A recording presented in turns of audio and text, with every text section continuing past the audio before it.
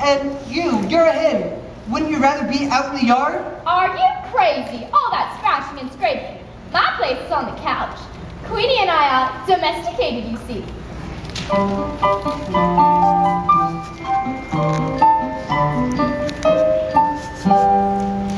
It takes all sorts to make a world. On that point we are clear.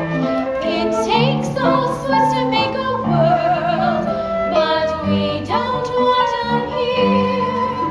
Our taste is good and liberal. Our views are well expressed. It takes all sorts to make a world. It's just that our sort's best. So you should be grateful that we are even entering into conversation with riffraff like yourself. You see, Loba is so named because of an obvious deficiency in the leg department. Loba is normally most particular about whom she chooses to speak to. And I might say that Queenie is downright snobbish when it comes to social intercourse with poultry. I find myself most fortunate that our common interest in needlepoint has rendered us such